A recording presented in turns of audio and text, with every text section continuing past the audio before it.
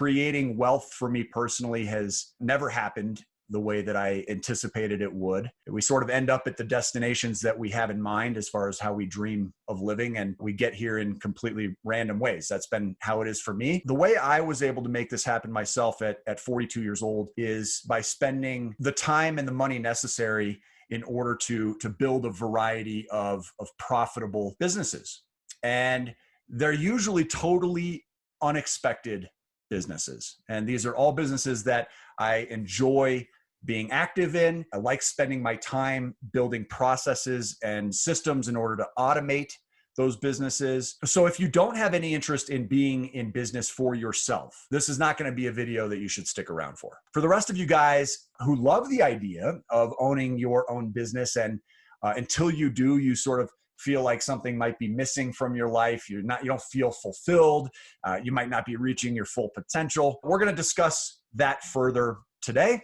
And I'm going to share another real life example of somebody that's stepping into her power. She's overcoming the fears, the challenges, all those fun things to get some great results. And I have yet to even hear what those results are. I don't speak offline with people who come on and share their stories ahead of these videos because I want them to be completely genuine and authentic. Now, before we meet Jenn, I want to give you a quick personal update to just sort of emphasize how random things really are, because most of my businesses really don't bring in millions of dollars. They bring in hundreds or thousands of dollars every month in profits. A couple of my businesses bring in tens of thousands per month. And then I've even had two businesses that have eventually started earning hundreds of thousands in a month. And the process was always the same for every single one of them, which is that I find a model that I'm excited about, I'm intrigued by, I'm curious, and I just can't stop thinking about it, right? I'm waking up thinking about it, I'm going to bed thinking about it, I'm losing sleep over it. And the key is that it's already proven, okay? I find models that are already proven, they have success stories, and then I just follow the leaders. I try very hard not to recreate the wheel. It's difficult for me because I always think, oh, I know best. I'm going to just do it my way. But the more I emulate the success of the people that are already doing it well, the better results I end up getting. I wanted to kind of share how random my businesses get, but I don't want to take any time away from Jenn today. I did start a business in December 6th that we started monetizing February 23rd, a drain scoping and hydrojetting business. I only share that because at no time in my life did I ever expect I was going to be in the drain business, including 6 months ago. Okay. So this is just how random things can come into your life. You just have to be open to the opportunities. And I'm not going to focus on that business on this video. I'll make other videos about that too, because it's been extremely lucrative so far, right? My partner and I are splitting right now over $2,200 a week. And all it took for me was a $50,000 investment and about 5 hours of my time each week. So just know, guys, that this might be random for you. You might hear this and think, what is this? I've never saw myself in that role before. And 6 months from now, you might be the one on the channel. Okay, you might be the one sharing your story. So this is Jenn Kirkendall. Thank you so much for joining us on the channel today. Thank you. It's an honor. I really appreciate you being here. Thank you so much. So why don't you just start by telling us, where do you live? I live in D'Iberville, Mississippi, and it's Biloxi, Mississippi for some people that know that town a little bit better. It's just north of Biloxi on the water, right here on the coast. Beautiful area. Yeah, I actually hopped over there a couple times when I was living in New Orleans for a few months. So very beautiful area for sure. How did you originally discover VIP? My husband and I were needing to get ahead. We were trying to get ahead, pay off the house, find ways to make more money. And I just started searching online on YouTube and ran across someone talking about the mortgage and how to pay your mortgage off quicker. And it led me to one of your videos. You popped up and your video was just catching and you were dynamic and it just caught my attention. And what you were talking about interested me. And so it was crazy what you were saying to do, but I'm all about jump in and do it. If somebody's saying do it and it's successful, hey, go for it. And people that I talked to about how to do that were like, what are you doing? I'm like trying to explain it, know whatever. But anyway, it was about, using your line of credit on your home and put a big piece chunk down and then pay it off. Well, so I did that, and that works if life doesn't happen. Well, life happened within that process. But anyway, it's a very successful ending to the story. Life happened. So my plan kind of got slowed down a little bit for paying off that line of credit to pay off the house. Anyway, but it's still a successful story. I'll have to share that later. But anyway, so I wanted to do that. And I dove into the channel and just started watching. I spent probably 9 months watching your channel and watching all of the opportunities that you brought up to the table about how to make extra money and how to get out of debt or increase your credit and all the stuff that you teach. And then I wanted to do the one-on-one consultation with you so that you could give us some of your advice and what do you think we need to do. And also I was on the border of wanting to do real estate, and there was an opportunity to buy 3 homes in my area that a friend of ours was trying to get rid of. They were successful rentals with happy people for long amounts of time. And I thought, that's pretty good situation. You already have very happy people in the houses and it's been well kept. But he was doing Airbnb in another area and wanted to just go ahead and get rid of those. So I called. Anyway, I waited 9 months for your call. You called. I shared that with you, and you were like, Little Pink Houses is the way to go in real estate. Because I had already been looking into Little Pink Houses because you had just started putting the videos on. You had only had maybe 3 or 4 videos at the time, maybe 6. And anyway, I was a little nervous about that. But when you recommended the amount of money for the small investment for the bigger return, I understood that. And I was willing to take that chance. And I respected you, and I liked the way you really looked into companies and really brought forth if it was good or not. And I trusted that. And I, very scared, jumped in. I was very scared, but I did it.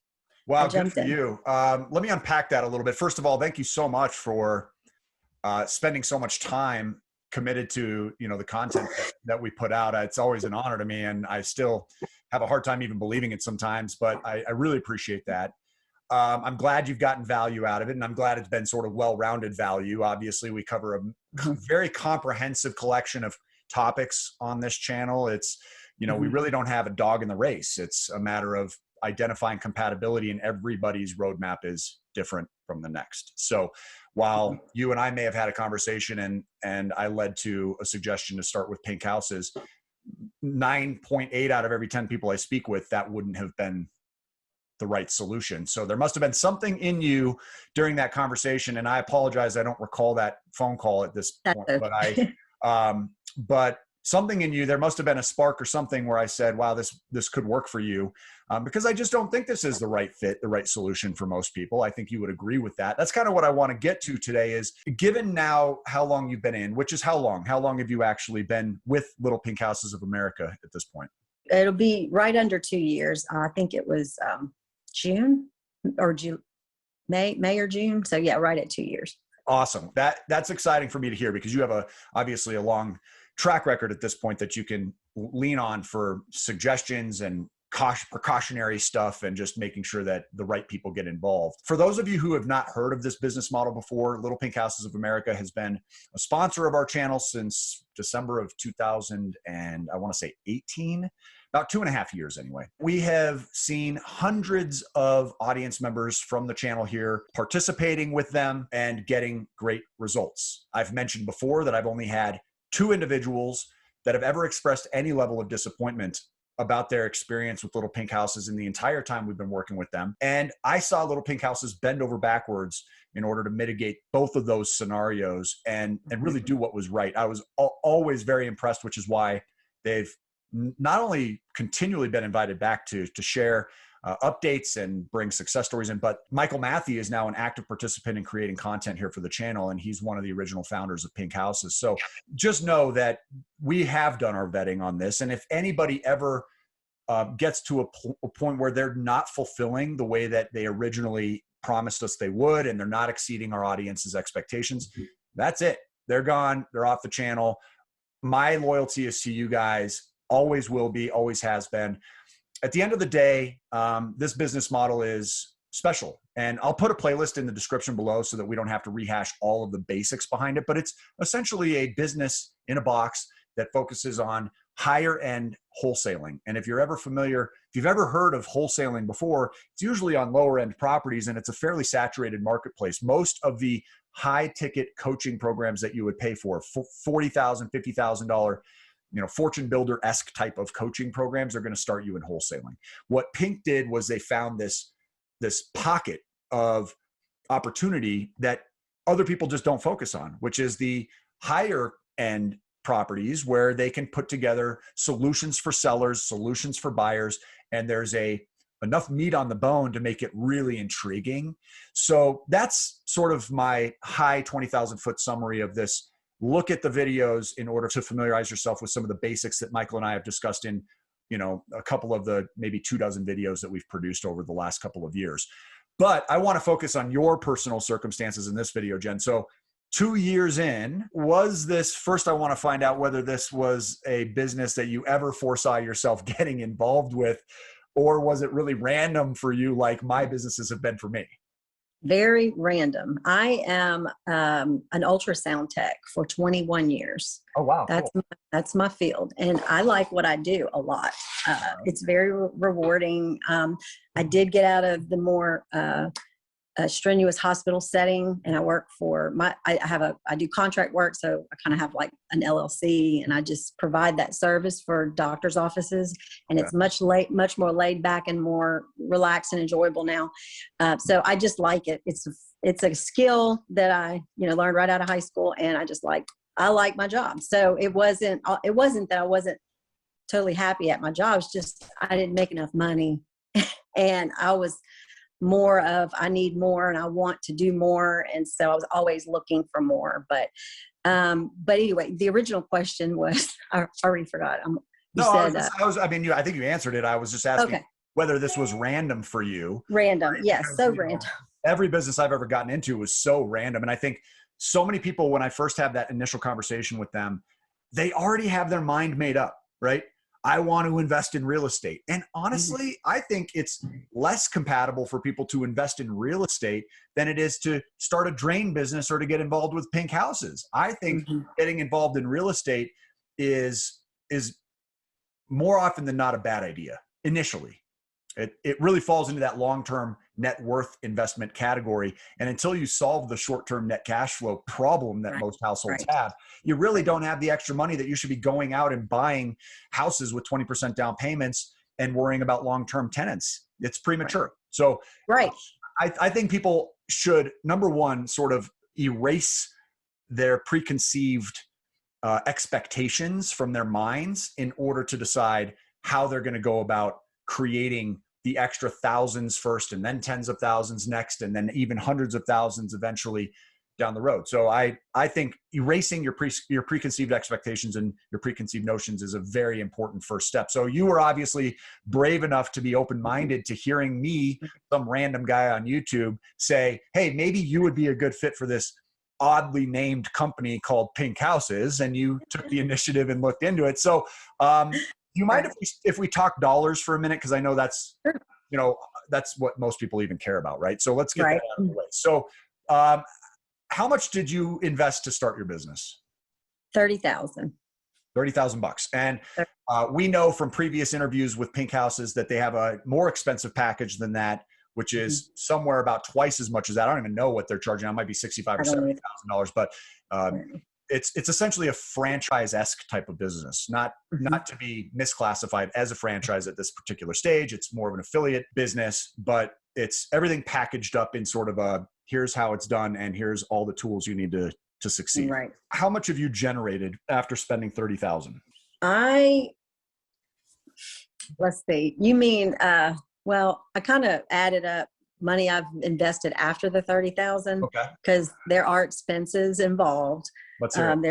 There's a monthly expense of $300, and that's you get your coaching and you get your website help, and then there are lead leads that you can pay for that the company is so wonderful and so very efficient at getting, which is, I think, a big part of the work, in my opinion. Those leads are good. They're not just junk leads that you're getting hung up on. I mean, you're feeling like they're warm and you actually have a chance of closing it.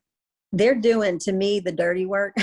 And I'm doing the more time consuming, harder, actual in-person work, but they're doing the part that most people don't want to do. And that's picking up the phone from scratch and making phone calls and getting hung up on and getting told no. So I pay for those leads because I do work and I do have a lot of other things going on. So I go ahead and pay for those. And it's very good to do that. And then, of course, let's see, after that, of course, there's just a small expensive signs that you would use to put in the yards and stuff. So I've kind of added all that up, and I haven't done very many deals to be honest, even though these 2 years have gone by. I feel like I've learned so much. I've learned from one extreme to the other. I feel like I've almost learned it all, but I know I haven't because I've had so many random things happen throughout these few deals that I've made that I've learned so much. But as far as the money goes, I think I'm like, in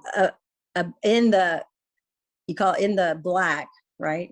$3,000. Mm-hmm. So after my $30,000 investment and all the couple deals that I've done, you got all your money back. I got all my money back. What was the most exciting deal that you did? The $770,000 house that I sold. Wow. Good. Now, do you have to have real estate experience? Did you have any real estate experience for this? None. I've already special licensing for what you're doing right now? Did it require beyond the training that they provided for you to go? No license. Okay. So you sold 750. Did you say 750? It was 750. It was 770. It was the asking price. Cool. And so tell me a little bit about what did that mean to you? Is that where you made most of your money back? That was, yes. Now you don't know anything about the story. It's kind of crazy. Okay. So it's a rural area in Pearl River, Louisiana. Okay. It's on a big 5.5 acre property, and it's a 5,300 square foot home. Wow. It's a really big, beautiful home. It's a man that it was his forever home. He built it. His life changed and he moved, and this is a really nice home. But anyway, it was one of my, it was probably like the second contract that I had. This man and I, he liked it. He's retired. He doesn't have a lot of income. And so the lease, he's done some other lease purchases in his past, but he was open. He believed in Pink and me. And so he said yes. I was so nervous. I didn't know anything of what I was doing. This was my second house. I was just so winging it. And I'm leaning on corporate so much. And my coach, Kyle Cook, so much. I'm just calling everything that was told to me. I would call him he said this, what do I say? What do I say about that? How do I handle this? And he just walked me through it. And if it weren't for him, I mean, it was amazing, but I didn't know anything of what I was doing. We found a buyer. He moved in. It was a great buyer. The unthinkable happened. Christmas Eve in 2020, the house was struck by lightning. What? And the unthinkable. The question that I get, what if, a tree falls through the house? What if? And I'm answering questions in my previous sellers when I'm trying to get sellers, and I'm answering this question. And I got to experience what you do if the unthinkable happens. And oh my gosh, that is wild. Okay. So so the deal didn't fall through. The deal fell through, but there's more to the story. There's so much more to the story. I closed on the deal again last week. That's a long story short. How much did you make on that one deal? Okay. So let's see. 37,000. Awesome. That's incredible. So my note, yeah. Do you feel, look, 2 years in, you spent $30,000 plus ongoing costs of overhead, right? And 20% to Pink. I forgot about that expense. 20% of the results to Pink, right? To Pink, right. Just like any other affiliate or franchise, basically. Franchise. So yeah. Are you pleased with the results so far? Are you happy with your decision? I'm happy with it. Yes. Okay. I feel relieved that the things that were weighing on me before I did this are lighter. I'm much more capable of, when the unexpected comes up in our household as far as expenses go, we can handle it, or we have more options to do things because it's just an extra stream of income. It's a lot of work. It is a lot of work. How many hours are you working? Well, I'm probably not working enough. That's okay. I just said whatever the honest answer is. A week, I would say a couple hours a day. So excluding weekends, because I've laid back. This year, I've kind of laid back because the first year it was very, very busy and I was gone a lot, and I had a lot of activity. And I felt like, so this year my daughter is graduating high school. And so I said, I got to focus on this a little bit. So I backed off a little bit. So recently it hasn't been much, but before, when I was going a lot, 15 to 20 hours probably, because I was driving a lot and showing houses, and that counts drive time and the physical interactions. So getting there. Yeah. Are you still working a full-time job? Yes. Okay. So you're doing this in addition. So somebody who has a full-time job should not be scared off that this opportunity does still work, even if you're working a full-time. And your job is normally daytime hours? Yes. So you're doing this after hours? Right. And I do work 4 days, and then some days I work 5. So I'm a little more flexible. Like I said, I'm not at the hospital anymore, and it would be way harder if I were there. But because my job is a little more flexible now, I can get off a little earlier, and I can use that time. And then I was working it really a lot on the weekends. But like I said, I had to scale back just a little bit this year. And so I'm not putting as much in, which I'm kind of at a crossroads. I've seen this work, and I've seen my buyer be just so excited and so thankful and think I did it all. And I'm like, I didn't do it, you did it. And I've seen my seller so excited and like, this was great, and you provided a service.